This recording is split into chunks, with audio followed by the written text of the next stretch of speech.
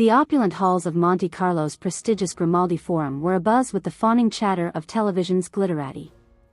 Klieg lights winked from the banks of cameras positions along the ruby-carpeted runway leading to the grand auditorium's entrance as liveried staff flitted about ensuring every detail for the evening's grand festivities were meticulously in order. For this was no ordinary gala kickoff to the 63rd annual Monte Carlo Television Festival. The organizers had cheekily decided to flip the script and inaugurate the week-long celebration of the small screen's biggest talents with a no-holds-barred, celebrity roast gala in honor of the infamous Duchess of Sussex herself, Meghan Markle. It was a decision that had generated no shortage of controversy and outcry amongst the Hollywood elite and British monarchy purists alike. In the wake of her seismic defection from the firm and string of incendiary televised truth bombs, raining utmost shame and turmoil upon the House of Windsor, Markle had emerged as perhaps the most polarizing yet endlessly compelling celebrity figure in recent memory.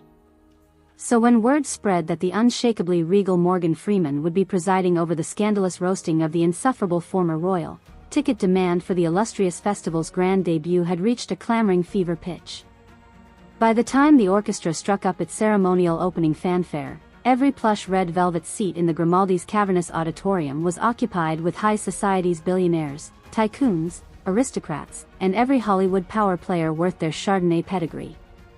After a brief introduction from the festival's director highlighting Markle's attendance as a triumph of free expression and burning truth to power, Freeman emerged onto the spotlight-bathed stage to thunderous applause and catcalls. The legendary actor wore an immaculately tailored ivory suit and matching chapeau, conjuring unmistakable echoes of the urbane refinement that made him Hollywood's most cherished patriarchs. "Good evening, one and all, you gathered exemplars of humanity's most rarefied echelons," Freeman's dulcet baritone rumbled forth as he eased into the evening's hosting role with practiced grace. "And welcome to what I can only assume will be a positively transfixing exercise in public self-immolation for our honored celebrity of the hour." A conspiratorial murmur of delighted titters cascaded through the reverent assembly as Freeman savored their anticipation before plunging into the true event at hand. "Now before we commence with the verbal defenestration of the preening infanta whose supposed mistreatment at the hands of that crotchety band of musty Windsor fustians launched 10,000 memes, podcast episodes, and enough angsty teen journal scribblings to wallpaper the Grimaldi archives in high school heartbreak, let's get one inescapable fact firmly established." His piercing gaze locked the audience into a tractor beam of complicity and conspiratorial charisma. No matter how brazenly entitled and insultingly oblivious our honoree may or may not demonstrate herself to be this evening, all present must agree this chosen profession of hers demands a sublime commitment to shamelessness. A sparse wave of obliging mirth rolled through the assembled masses, effortlessly baited into the maestro's schooling. For what is acting, my friends, if not the exalted and cultured art of embracing utter hypocrisy in its purest form? Freeman purred, clearly relishing his elder statesman's cadence. To pretend, to deceive, to flagrantly misrepresent oneself for the sake of entertainment and audience stimulation. And our dear Duchess has unequivocally married herself to this noble if highly lucrative charade with smarmy panache.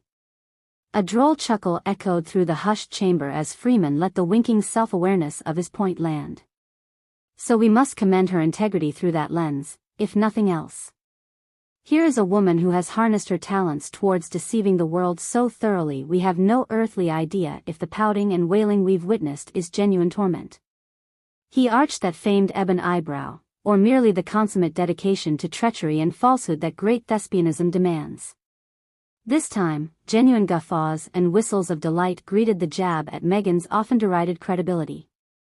Freeman merely stood back and allowed the waves of cathartic release to ebb before wryly carrying on.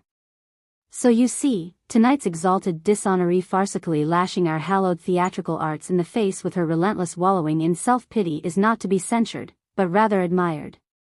After all, what could be more delightfully entertaining than the sanctimonious moanings of a fabulously wealthy biracial equity-crat who somehow fell asshole backwards into the once hallowed ranks of Britain's most potent symbol of ancestral white privilege?" The crowd was fully putty in Freeman's masterful hands by this point. The gentle giant had summoned a lifetime of raconteur's finesse to fillet the pompous Duchess and reduce her to the world's most lavishly overindulged punchline. Yet even in her auspiciously delusional bid to position herself as the first and only victim of the monarchy's fustian prejudices, he rumbled in summation. Our dear Meghan fails to meet the mark of her own ridiculous catastrophizing. A deft index finger gestured towards the upper balconies where a stunning vision of Nigerian royalty and grace observed in all her opulent glory. For example, does anyone here believe for one solitary moment that our most esteemed and radiant festival president, Her Royal Highness Erwin Natsali, daughter of the exalted Lamido of Adamoa and vastly better pedigreed than our melodramatic rosti by orders of magnitude, might stoop to such tackiness and self-pity when rightly snubbed by Britain's lesser peerage? The attention instantly snapped to the regal African princess whose amused grin and gracious acknowledgement cast Markle's relentless martyr shtick into freshly scathing light. As the ovation toward the true embodiment of poise and heritage thundered forth, it was dreadfully apparent Freeman had landed a majestic kill shot. So let us be generous in how we perceive this dissonant exemplar of wokery's latest publicity gambit, the silver-tongued master orator concluded in genteel affability. For shameless acts must be celebrated if only for their boundless entertainment value, especially ones that generate so much cross-section dialogue and thoughtful discussion. With a final grandfatherly wink towards the capacity crowd bathed in the reassuring wisdom of his gentle condescension, Freeman turned with a flourish of magisterial aplomb. And now, with that thoroughly gratifying admonition dispensed, please allow me to bring forth the evening's true main attraction. The woman without whom none of this delectable rhetorical bloodsport would be possible in the first place.